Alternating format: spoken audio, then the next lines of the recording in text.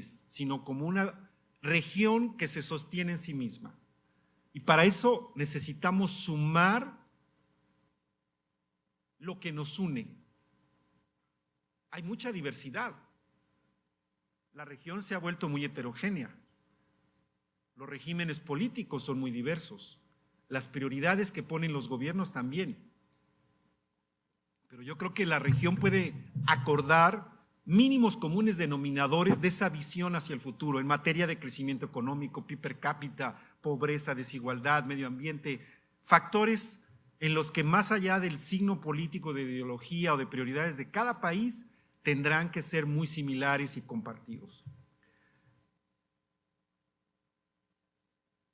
En fin, tenemos un diálogo virtuoso en 4 dimensiones, que es la planificación, la prospectiva y la política pública. Porque hacer prospectiva puede ser un ejercicio académico, generar estas visiones de futuro.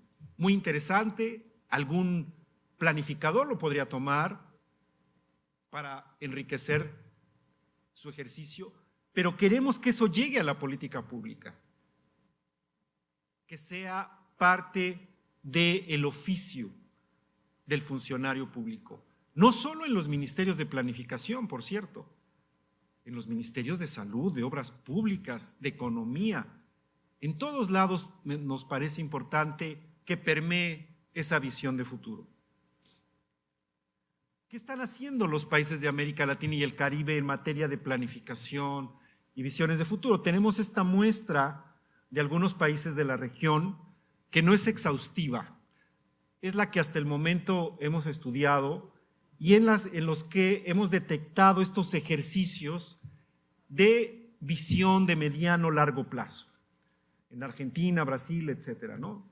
Todo esto ustedes lo pueden encontrar, si les interesa, en documentos que nosotros hemos elaborado en la página web, pero también, desde luego, en los sitios web de los diferentes ministerios, ¿sí?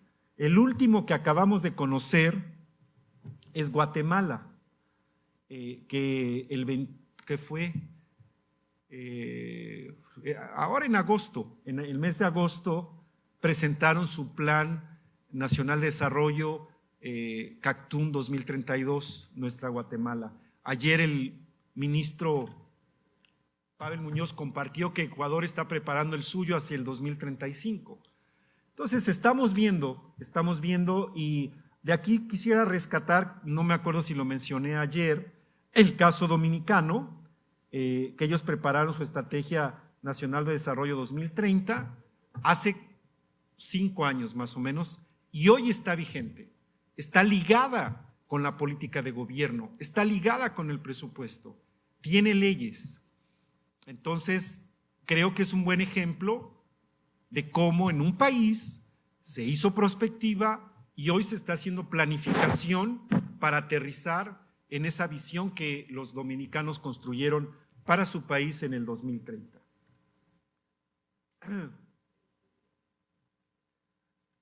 Y en el caso de los ejercicios que nosotros hemos revisado de visión de futuro, hemos encontrado este conjunto de características. En primer lugar, la incorporación leve, paulatina de la prospectiva a los planes de desarrollo de los gobiernos. O sea, hay algunos planes de gobierno que cualitativamente apuntan al futuro, ¿sí?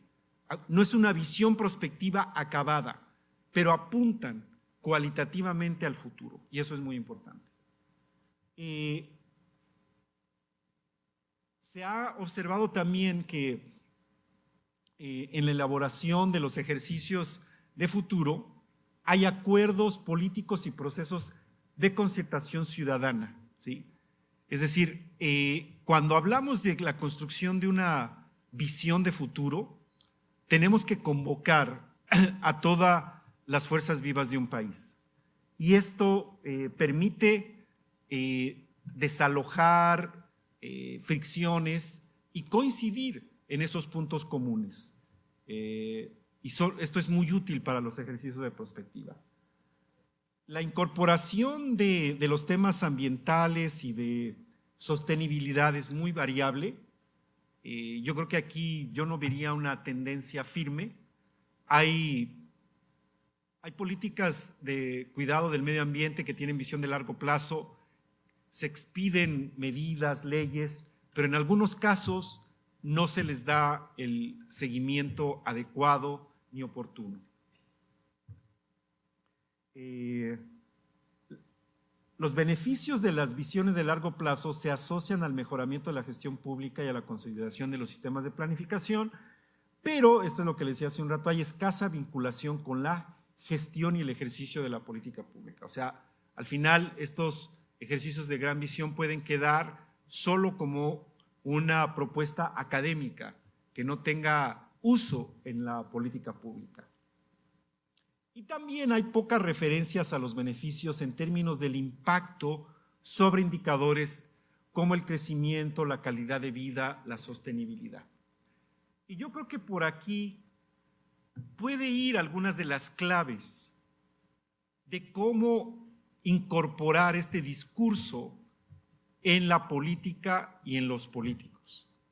Si nosotros pudiéramos asociar la generación de ejercicios de prospectiva y la planificación del desarrollo de largo plazo a el beneficio que se obtendría en términos de crecimiento, de calidad de vida, de sustentabilidad, ya no como una aspiración, digamos, sin un sustento real, sino como resultado de un proceso que tendría que ser liderado por el Estado, por los gobiernos, quizás tendríamos ahí una mayor simpatía de los políticos para comprar este tipo de propuestas. Bueno, ya voy a concluir con un trabajo que está en ejecución en el ILPES, que es básicamente una mirada sobre la prospectiva del cierre de brechas de la igualdad. O sea, en la CEPAL hemos identificado diferentes dimensiones de la desigualdad y proponemos que esas brechas deben cerrarse. Debe haber políticas explícitas dirigidas al cierre de brechas. Entonces nos preguntamos cómo un grupo de expertos evalúa el tránsito hacia ese cierre de brechas. Y en términos generales, encontramos estos resultados. Son las 6 brechas que analizamos. Crecimiento económico. La brecha, está claro, ¿no? El crecimiento potencial respecto del crecimiento que estamos teniendo en la práctica. Hay un optimismo moderado, pero sin cambio en los ingredientes que lo suscitan. O sea, no hay un convencimiento de que el crecimiento económico va a ser de mejor calidad. ¿Ok? Las brechas productivas son amplias y resistentes. Esto que ayer también mencionábamos de las brechas de productividad, cómo en el mismo aparato productivo de un país se observan niveles muy distantes de productividad. Eso se ve amplio y resistente. Las brechas territoriales también se aprecian que siguen creciendo, pero se reconoce que hay políticas que intentan mitigarlas. Pero aparentemente, según los resultados, esas políticas no son muy exitosas. Los resultados sociales siguen mejorando, es decir, sigue disminuyendo la pobreza y la desigualdad, pero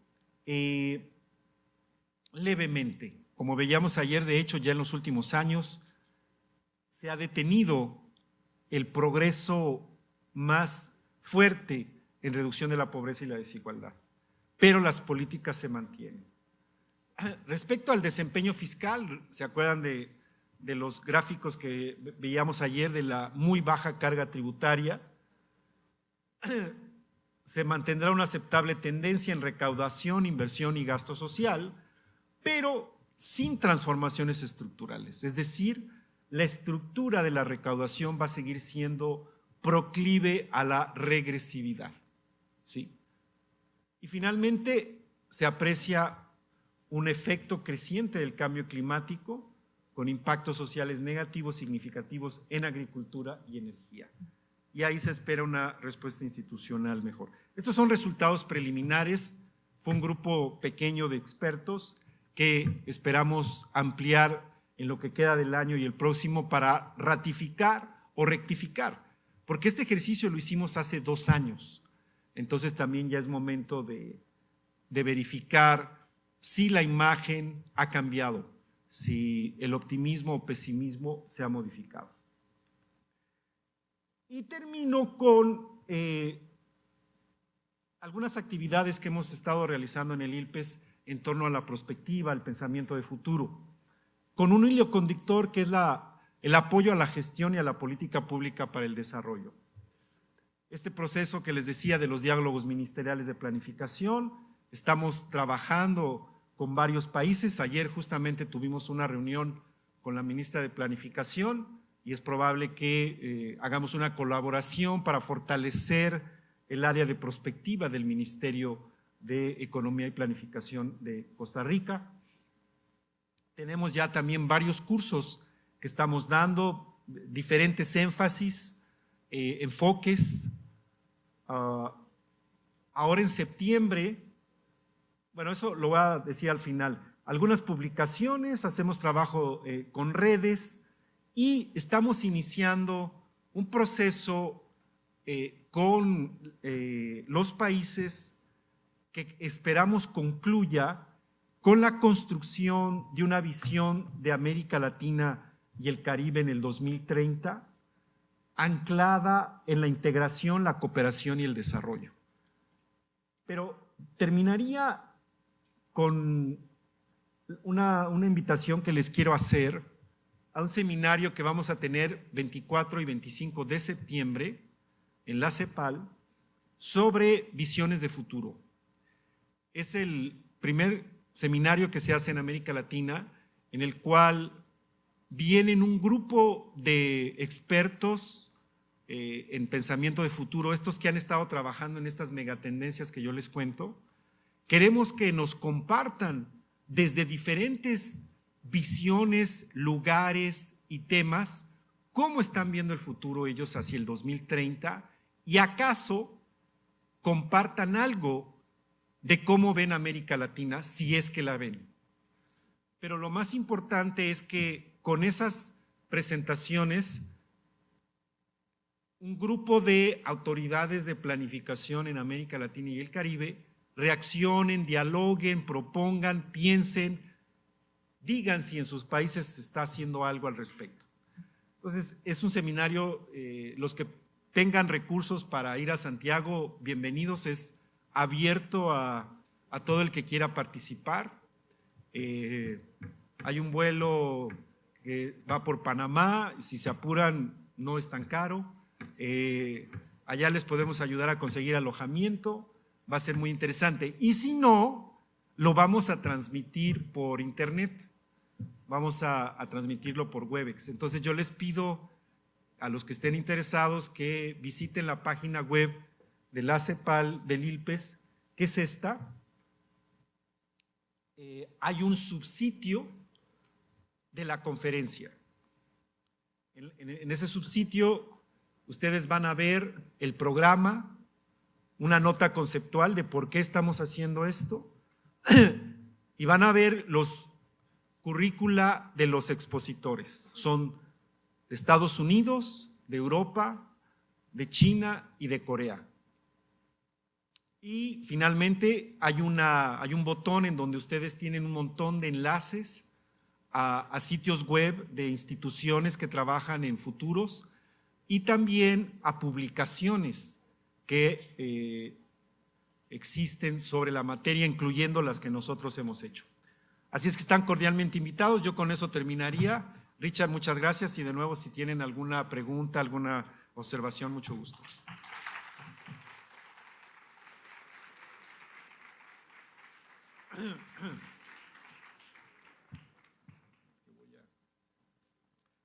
¿Habrá alguna pregunta? Sí.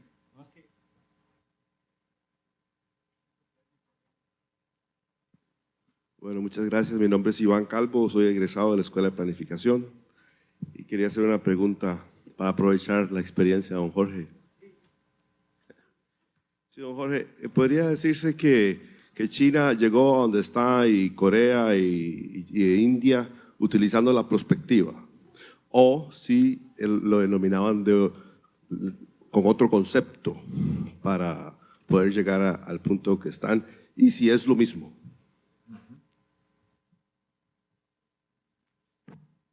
¿Podemos tomar una o dos más? Ahí. Sí, Ronald Salas, de la Maestría de Planificación de la Escuela. Es lo siguiente, ¿cómo empatarían ustedes esto con la planificación de la educación superior pública? Cuando uno observa su exposición, uno analiza los retos y desafíos también de la educación superior y son muy similares. En el sentido de cómo abordan la parte metodológica, teórica, la parte política, económica, social y la educación como una herramienta, como un instrumento para hacer las transformaciones. Los que hemos estado un poco metidos ahí en la parte de educación superior pública, ¿cómo romper esos paradigmas? Si debemos romper los modelos pedagógicos positivistas, que hay veces esos cambios que dice usted totalmente de modelos económicos, que hay veces habría que romper con eso. Y para romper con eso es cómo hacemos una educación contextual. Una educación contextual si no tomamos en cuenta la parte internacional, la parte nacional y la parte local. A mí me satisface ver esta conferencia porque yo creo que en la escuela no hemos estado tan perdidos en estos 40 años.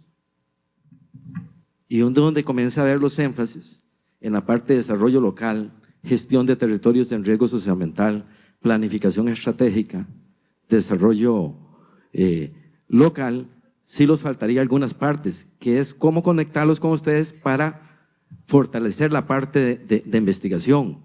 Y donde los pueden colaborar enormemente es en la parte que sí los hace falta, que es la parte de planificación prospectiva. Yo creo que sería un énfasis fundamental para la escuela, para tener más bien esa parte contextual. Gracias. ¿Puedo tomar estas dos de una vez? ¿Sí? Porque si no, luego mi concentración es muy baja. Si tomo más de dos, después se me va la onda. Primero lo de China, Corea.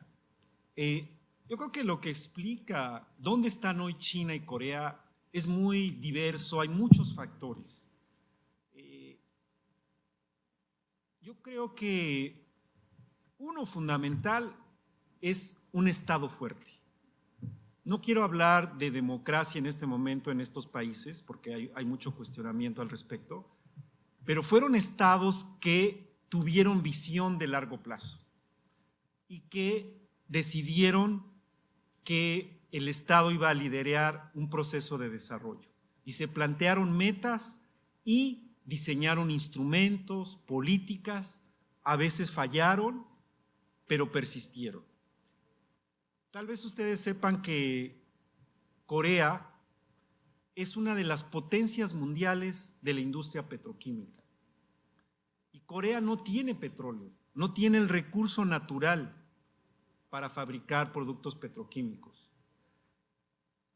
Creo que fue en los años 60 que el gobierno coreano elaboró una estrategia para desarrollar esta industria porque era fundamental para la visión de largo plazo que tenían de un Estado próspero basado en una industria manufacturera con productos de alta tecnología. Requerían también una industria petroquímica. Y hicieron un primer intento y fracasaron. No les fue bien, pero insistieron, corrigieron y como les digo hoy y desde hace muchos años, ellos tienen uno de los sectores petroquímicos más fuertes y competitivos del mundo. Importan prácticamente toda la materia prima. Esto fue planificación y visión de futuro. En China no se diga otra cosa.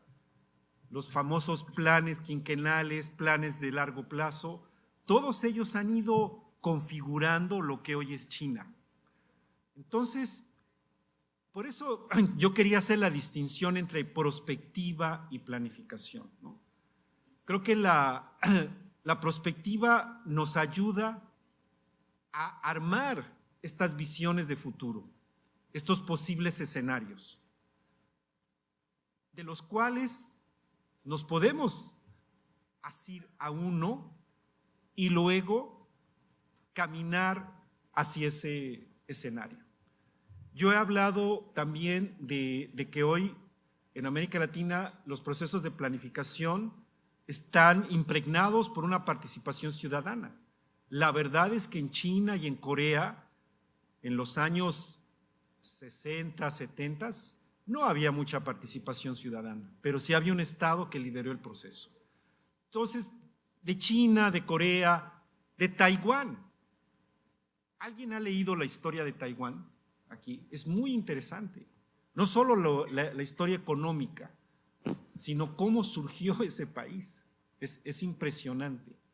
Y cómo desde esa pequeña isla que no tiene recursos naturales, que son un montón de piedras, donde es bien difícil hacer cualquier cosa, empezaron hace 60 años a construir una nación. Y hoy son ultra competitivos en muchos productos de alta tecnología, planificación, Estado, visión de futuro. No podemos hacer lo mismo en América Latina, por supuesto que no.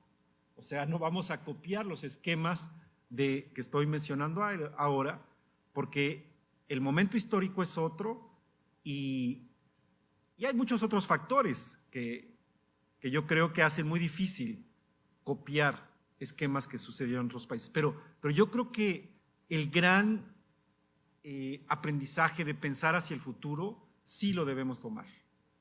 Me parece que ahí hay mucho que debemos nosotros de pensar.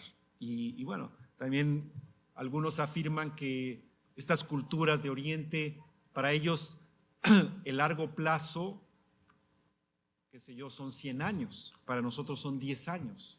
Pues tenemos que acostumbrarnos a pensar un poco más allá de esos 10 años.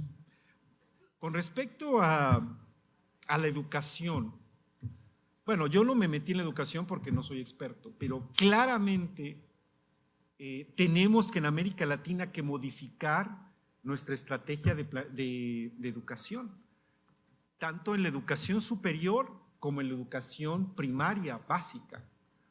Estamos hablando de transformaciones enormes y yo creo que en general no nos estamos haciendo cargo en América Latina, ni en la educación superior ni en la educación primaria.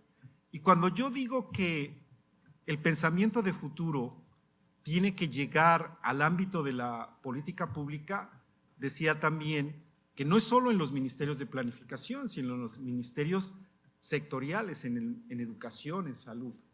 Yo, si me preguntaran, yo pondría una unidad en el Ministerio de Educación, por ejemplo, que de conjunto con las universidades, las escuelas primarias, diseñaran una estrategia de planificación hacia el futuro, de ver, por ejemplo, qué educación les vamos a dar a nuestros hijos en el año 2030, cuando toda la información que quieran tener, la van a tener tocando una tecla y la van a tener con ellos.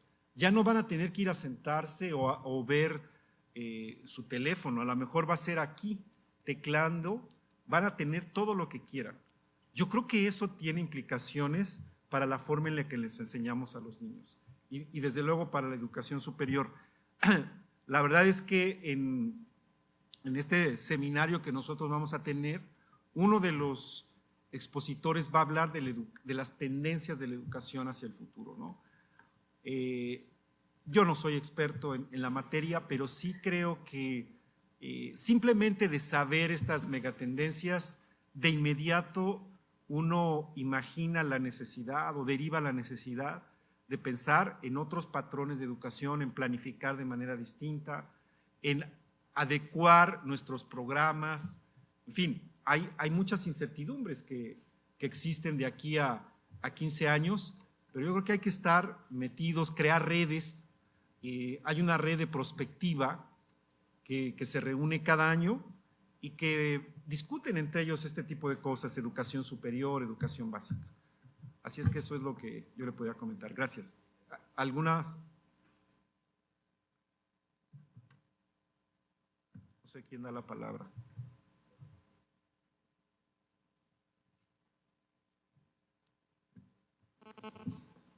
Muchas gracias. Buenos días. Estefanía, estudiante de la carrera. Yo quería hacer una pregunta en cuanto al tema de que América Latina y el Caribe no figura. Me generó una incertidumbre en el sentido que ya relacionándolo con los temas ambientales, sabemos que muchos países fuera de la región vienen a utilizar los recursos nuestros de la región. Entonces sí quería relacionar como esos dos puntos en cuanto que sí posiciona y sí figura la región. Y también en cuanto a las ventajas de América Latina y el Caribe, el concepto de expansión de capas medias, que no me quedó claro. Muchas gracias. Bueno, en relación a lo primero, o sea, lo que tú ves en estos estudios de futuro es que no hay ninguna mención a América Latina. El único que trae una mención es el proyecto del milenio, que trae escenarios por regiones. Y este estudio plantea 4 escenarios hacia el 2030. Pero claro que hoy China tiene una estrategia para América Latina, ¿sí? Y en América Latina yo creo que ni nos hemos dado cuenta. China está invirtiendo en América Latina, otros países están viniendo a explotar los recursos naturales. Entonces, es como un factor que se utiliza desde el mundo desarrollado o desde China para su propio beneficio.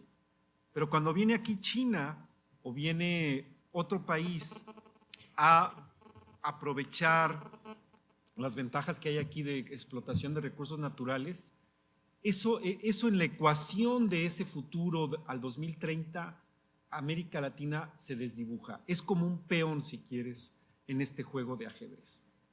A eso me refiero con que América Latina no figura. El único que de repente figura es Brasil, porque está asociado a otro grupo de países que también tienen alguna relevancia, como es Rusia,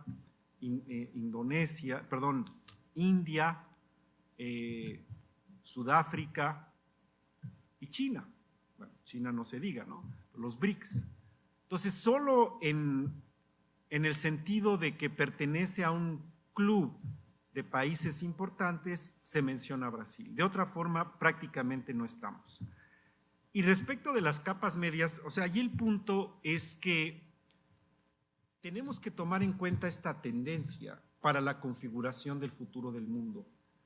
No es lo mismo pensar en una población como la que tenemos hoy en día, en donde todavía las capas medias no son mayoritarias en muchos países, sino donde todavía los porcentajes de pobreza son muy altos. Eso es muy distinto a una región o a un mundo en el cual la gran mayoría de la población sea capas medias, sea clases medias, con aspiraciones, con demandas que son crecientes, porque si una persona sale de su condición de pobreza para ingresar a la clase media, durante algún tiempo va a permanecer en lo que algunos llaman este estrato de vulnerabilidad, es decir, muy cerca de caer de nuevo en la pobreza, que ante un choque externo, ante un repunte de los precios, ante una crisis económica que te deje desempleado, inmediatamente vuelves a la pobreza. Entonces, esta población que integra recientemente esas capas medias va a querer permanecer a toda costa ahí. Y hay quienes afirman que quienes están en la parte, digamos, superior de esas capas medias no quieren compartir estar en un mismo lugar con la gente que antes era pobre. ¿Me explico? O sea, todo esto son retos, son elementos que hay que considerar. En algunos países les gusta mucho ir a los malls, a los centros comerciales. Y en algunos países esos centros comerciales casi han sido exclusivos de la clase media alta. Mucha gente pobre que ha ingresado a las capas medias puede ir ahora a comprar al mall o, como dicen vulgarmente, a vitrinear. Y los que han estado ahí por años no les gusta que los que antes eran pobres vayan ahí. Por eso yo también creo que ayer decía que el bienestar, que esta lucha por la igualdad no es que todo el mundo esté de acuerdo. Hay quienes derivan su razón de ser y su bienestar de la desigualdad. Entonces, son retos, ¿sí? Son consideraciones que hay que tener en cuenta para ese mundo del futuro que viene. Buenas. Ayer se mencionó que habían dos grandes preguntas: ¿para qué planificar y para quién? Pero con lo que hemos escuchado hoy, adicionalmente habría que agregar dos: ¿quién planifica y cómo se hace? Porque quien planifica, en el caso de lo que ha mencionado usted, siempre menciona o hace alusión a un Estado fuerte. Y entonces, ¿qué tiene ese quien planifica? Sí es muy importante. ¿Y cómo lo hace? Ese es el otro punto. Si es un Estado fuerte, ¿y cómo lo hace? Si participa más la sociedad civil, si es a escala regional, nacional, en el caso de Costa Rica, cantonal, incluso en el caso de Costa Rica podríamos hablar hasta de una asociación de desarrollo que es un nivel de barrio, de un distrito. Entonces, el cómo planificar sí cuenta. Me gustaría que se pudiera referir a eso. El otro que tiene que ver es con el presupuesto. O sea, porque el correlato de la planificación, para que se lleve a cabo, tiene que ver con presupuesto. En Costa Rica decimos que si hay cacao hay chocolate, si no, no. Entonces tiene que ver con cómo llevar esa planificación a la ejecución, porque no es que no haya planificación, evidentemente la hay. Y es más, Costa Rica tal vez es un buen ejemplo, porque desde 1949 que tuvimos en el 48 una guerra civil y nos pusimos de acuerdo, digamos que tenemos un bono, hemos tenido un bono que se nos acabó ya, el educativo, el de salud y el de vivienda. El de vivienda se nos acabó desde los 80. El de educación todavía apenas ya nos queda muy poco. Ya tenemos poco que decir de eso, pero todavía tenemos. Y el de salud, tenemos una crisis en la institución más importante, rectora de la salud. Y ya para finalizar, los dos elementos que adicionalmente agregó fueron de gobernabilidad y gobernanza para esos procesos de planificación. Tal vez si nos da un ejemplo para poder tropicalizarlo más. A ver, no, pero lo último no lo entendí. Gobernabilidad y gobernanza en esos procesos de planificación.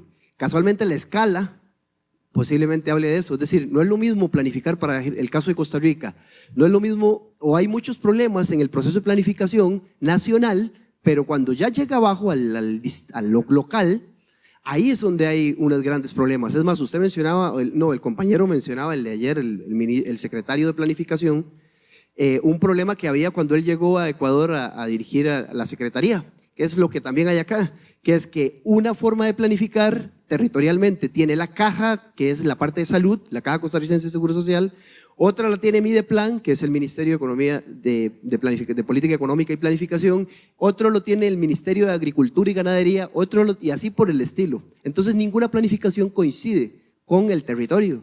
Entonces a nivel nacional hay una planificación, a nivel regional hay otra planificación, a nivel municipal hay otra planificación y ahí para abajo hay otras planificaciones. Entonces la gobernanza de la planificación, desde arriba hasta el final, se complica. Bueno, es que yo no sé si puedo agregar algo más a lo que usted dice. O sea, yo no tengo la solución. Yo planteo el problema y la necesidad de que una planificación que se hace desde lo nacional se articule hacia abajo con lo subnacional, lo territorial, lo cantonal, como sea en los diferentes países, ¿no? Y la modalidad de cómo gobernar el modelo es es bien difícil dar una receta, porque en cada país, si es que se resuelve de manera distinta, pero en la mayoría no está resuelto. Yo creo que hoy hay poco diálogo entre los diferentes niveles de gobierno. La coordinación entre los diferentes niveles de gobierno es muy compleja. Ayer yo me permitía apuntar una hipótesis de que justo en los años 90, cuando hubo este retraimiento del Estado, surgió mucho la planificación del desarrollo local, desde lo local, porque el Estado no existía, o digamos, no tenía una presencia ahí. Ahora que le está recuperando desde lo nacional, creo están empezando a dialogar con las autoridades locales. En mi opinión, todo tiene que partir de una planificación nacional que a su vez se nutrió necesariamente de las fuerzas locales.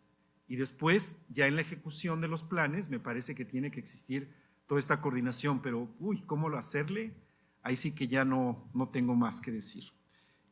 Respecto a quién planifica, yo creo que todo el mundo planifica. Yo me he referido sobre todo a nuestra contraparte, que son los gobiernos, las autoridades de los gobiernos, sobre todo nacionales, aunque también solemos trabajar con gobiernos locales, pero precisamente para hablar de gobernanza y de coordinación, siempre en nuestras intervenciones en el ILPES entramos primero con el gobierno nacional.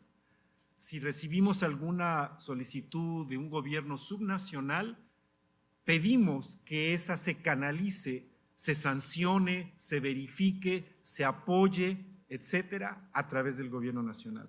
Entonces, con ellos son quienes trabajamos y para nosotros son los grandes planificadores, pero en este contexto de participación de todos los actores de la sociedad.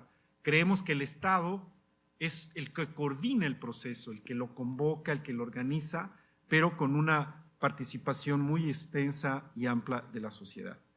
Y finalmente, plan y presupuesto es otra de las áreas que siempre surgen como problemas y retos de la planificación y que tienen que ver ahí con la coordinación intersectorial y también con el arreglo institucional que tenga cada país. Y hay muy pocos en los cuales la misma entidad de gobierno tiene el plan y tiene el presupuesto. Puede ser una ventaja, pero para otros puede ser una desventaja.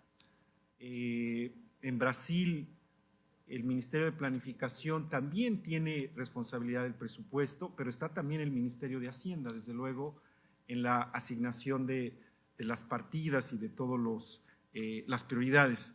Entonces, aquí lo que yo puedo reconocer es que claramente se requiere mucho mayor diálogo entre plan y presupuesto y que cada país, según su arreglo institucional, tendrá que ver cómo se lleva a cabo ese diálogo. Hay experiencias que hemos documentado, experiencias exitosas que han funcionado en algún país, pero que a mí me da la impresión de que no es tan fácil hacer hechos estilizados de experiencias que pueden funcionar independientemente de la institucionalidad de los países. Don Jorge, muchas gracias por la presentación. Un par de consultitas. La primera es, ¿será necesario para hacer la prospección tener un país hermano o un país imagen que nos permita movernos y decir, bueno, queremos comparar Costa Rica con Estados Unidos y tratar de hacer lo que Estados Unidos hizo? Y digo Estados Unidos porque sé que por lo menos en esta sala va a ser complejo que Estados Unidos sea nuestro par. De ser o sea, si ese fuera un ejercicio que hay que hacer, ¿cómo llegar a cuál es ese país hermano o ese país imagen que uno debería de seguir? Ese es un lado. Luego yo, después de oírlo, también pienso que Latinoamérica está quedándose. Tanto así que en el caso particular de Costa Rica, los organismos internacionales nos están ajustando a la baja en muchos de los indicadores. Eso a mí me lleva a pensar en cómo desarrollar. Usted en la presentación plantea que un ejercicio para tratar de salir de este embrollo, de que Latinoamérica vuelva a ser parte de la pintura global posicionada, marcando cancha, es uniéndonos en un bloque. ¿Conoce usted o tienen ustedes sistematizadas experiencias en las que logremos aprender cómo es que se han desarrollado estos bloques? No solo pensando en Estados Unidos o la Unión Europea, que son dos casos exitosos, sino también pensando dentro de Latinoamérica, casos que podamos estudiar o seguir para ver si es posible hacer este tipo de articulación y cooperación. Gracias. No, de nada, Guillermo, muchas gracias. Respecto a lo primero, yo creo que sí es útil tener un parámetro en otro país que existe en la realidad, pero yo diría que no es indispensable. Yo he conocido y hemos trabajado en 2 ejercicios de prospectiva y de generación de una visión de futuro en Dominicana y en Puerto Rico. Me acordé de Puerto Rico por lo que decías de Estados Unidos. En el caso de Dominicana, en el año más o menos 2004-2005, los dominicanos se plantearon que querían transformar a su país para generar una visión deseada al 2030. Cuando digo los dominicanos me refiero en ese momento al gobierno, pero después fue todo el país porque generaron un proceso participativo de consultas y en ese momento, antes de las consultas, pues empezaron a pensar, bueno, ¿esto cómo se hace? Hicieron consultas con expertos. A nosotros en la CEPAL, fíjense, yo en esa época ni me dedicaba al tema, pero una de las primeras cosas que nos dijeron fue, nosotros queremos ser como hoy es Irlanda. En ese momento Irlanda era una historia de éxito, hace 10 años. Después vino la crisis y se fue al hoyo, pero en ese momento era un parámetro bien interesante. Y un ejercicio muy rápido, solo tomando en cuenta la economía, derivaba que para que Dominicana del 2005 al 2030, en ese periodo de 25 años, llegara a un estadio de desarrollo en términos de PIB per cápita similar al de Irlanda, necesitaban crecer, me parece que era como 15% del Producto Interno Bruto anual, para llegar a lo que Irlanda era en el 2005. Después bajaron sus pretensiones y llegaron a Portugal. En el caso de Portugal tenían que crecer creo que el 7,5% anual. Ya no era tan fuerte, pero era una apuesta peligrosa o quizás poco realista. Y finalmente tuvieron que bajar la expectativa para compararse con algún país de la región. ¿Sí? Así fue el proceso. En el caso de Puerto Rico, la aspiración de Puerto Rico, no sé si ustedes sepan, Puerto Rico tiene un PIB per cápita que es menor al del PIB per cápita del estado de la Unión Americana más pobre, o sea, Mississippi. Al menos eso era en el 2005, que también coincidió, fue más o menos en la misma época. Entonces los puertorriqueños querían en ese momento ser al menos más ricos que el más pobre de los estados de la Unión Americana.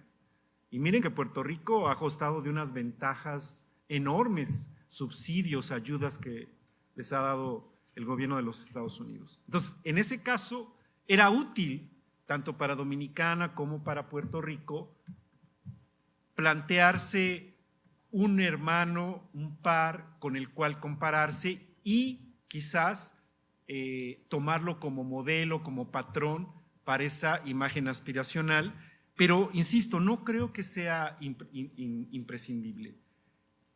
Creo que en el colectivo de una población siempre hay una imagen de cómo queremos ser en el futuro y muchas veces esa imagen se asocia a algún país, pero yo diría que no en todo.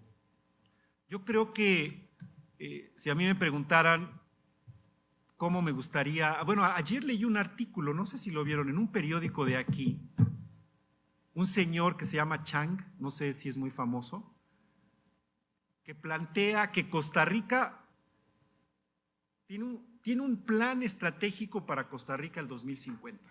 Véanlo, salió en el periódico ayer, no me acuerdo en qué periódico, cómo no me había acordado. Y entonces él dice que Costa Rica puede ser mejor que Singapur, Suiza, no sé, Corea y no sé qué otro país, que puede tomar lo mejor de esos 4 o 5 países y planteárselo para superarlo en el 2050. Entonces creo que es una ONG, está reclutando gente que le ayude a armar esa visión de futuro. No sé qué tan serio sea, no tengo idea, jamás lo había visto, pero chéquenlo, se apellida Chang, me parece. No sé si alguien lo ha habido nombrar. Franklin Chang. Franklin Chang. Bueno, no sé si eso sea serio o no, pero solo para ilustrar que a veces en nuestro colectivo, a ver, yo quisiera tener la conectividad y las TIC de Corea. ¿Ustedes saben lo que son estas cosas de los Gs? ¿Sí? De lo que traen los celulares. Yo soy bastante bestia en esto, pero sé que entre más G, más potente, ¿no? Había 2G, 3G, creo que ahora hay 4G.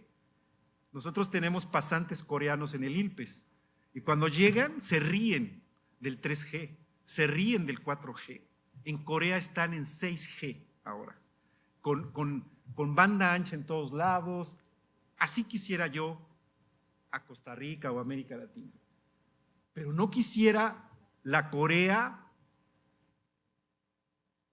en otros aspectos, ¿verdad? O sea, el estilo, la cultura, la forma de ser. Yo no conozco Corea, pero conozco a muchos coreanos y es una forma de vida distinta. Yo no quisiera eso. Sí quisiera quizás la rigurosidad, la disciplina de los alemanes, pero otras cosas de los alemanes no. En fin, yo creo que uno puede usar modelos o lo que consideremos bueno de otros países, porque además, por ejemplo, en el caso de Costa Rica, ustedes tienen una historia y una tradición y unos valores que hay que rescatar y hay que cuidar. La apuesta que hicieron por la educación, la apuesta por el medio ambiente, la apuesta por no tener ejército, la apuesta por ser un país de paz. Eso es muy rescatable y debe ser parte de esa visión que se tenga hacia el futuro, ¿no? Y sobre otras experiencias integracionistas de América Latina, yo diría que en el armado de una visión de largo plazo hubo una experiencia muy primaria en el grupo de Bariloche. Yo no sé si ustedes han oído hablar. La Fundación Bariloche reunió en los años, creo que eran 60, sí, a un grupo de expertos para trabajar temas de futuro, en particular asociados en ese momento a la energía, pero también estudiaron prospectiva, técnicas de generación de escenarios, y era una institución académica, no era una agrupación política. Yo no conozco, puede que haya, pero no conozco intentos que hayan habido en América Latina por desarrollar esta visión conjunta, no solo de ahora, sino hacia el futuro. Quizás hoy yo me atrevería a decir que lo más cercano a eso es la recientemente constituida CELAC, la Comunidad de Estados de Latinoamérica y el Caribe, que es la única entidad de integración que reúne a los países de América Latina y el Caribe y solo a los países de América Latina y el Caribe, ¿ok? Y que me parece que ha generado una dinámica de diálogo muy interesante, teniendo diferencias tan importantes como las que puede haber, qué sé yo, entre Venezuela y Colombia, entre Brasil y México, entre Cuba y Panamá. Ahí se está dialogando.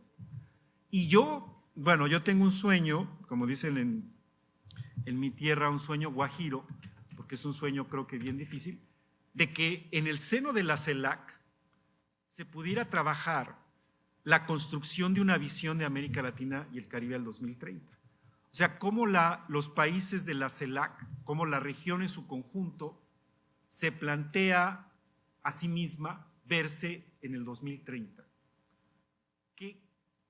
¿Cuál va a ser nuestro papel en el mundo?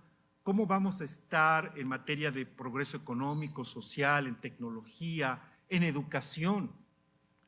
yo creo que sería un ejercicio bien interesante. Nosotros lo vamos a hacer desde nuestra responsabilidad en el ILPES con las autoridades de planificación. Y probablemente sea un ejercicio interesante, pero lo ideal sería llevar esto al ámbito de lo político y que sirviera también para el trabajo que hace la CELAC. Porque a mí me han contado que a veces el ámbito de trabajo de la CELAC, como reúne a los presidentes, ellos dialogan, se ponen de acuerdo, pero que luego cuando baja a los diferentes niveles de gobierno en cada país, queda poco. Yo creo que a veces no hay una agenda tan bien planteada en el diálogo político que cuesta trabajo luego materializarla en los niveles más inferiores de gobierno. Yo creo que si de repente con los ministros, autoridades de planificación, con las universidades, pudiéramos generar este ejercicio de visión de América Latina al 2030, podría ser un expediente de trabajo, de interés para la CELAC, ¿no? Que además no solo fuera para esta construcción de la visión de América Latina 2030, sino también como un ejercicio para anticipar esto que veíamos hace rato de anticipar choques externos, estar preparados, estar muy conscientes. Ya con que nuestros líderes estuvieran conscientes de las megatendencias, yo creo que ya sería ganancia, porque además eso cambia. Hay una revista que saca el MIT, creo que la saca, yo no sé si cada mes o cada 3 meses, que ellos seleccionan los 10 eventos de tecnología disruptiva más importantes. Y bueno, ahí, claro, es una revista de divulgación. Las cosas que se leen ahí son, como les digo, de ciencia ficción. Todo eso está pasando y ni nos estamos enterando. Cosas muy buenas, cosas realmente buenas están pasando también. Una de las que vi que me impresionó mucho, y eso ya está totalmente operativo. Hay ahora unos drones que ustedes alquilan por $1,000, no es nada, y les hace un recorrido y les identifica las características del suelo que ustedes quieran explotar, para agricultura, para minería, para lo que quieran. Entonces eso les da toda la información que de otra forma es casi imposible. Y eso lo hace un avión dron que cubre cientos de kilómetros cuadrados por $1,000 en Estados Unidos. Pero eso pronto lo vamos a tener disponible, ¿no? Así como un ejemplo. Bueno, Richard, yo creo que concluimos, si te parece. ¿Sí? Les agradezco mucho su presencia.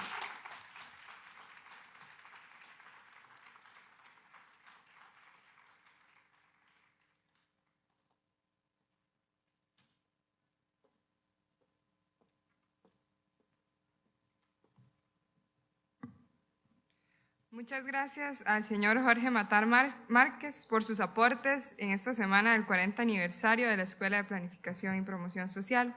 Muchas gracias a todos ustedes por acompañarnos. Que pasen un buen día.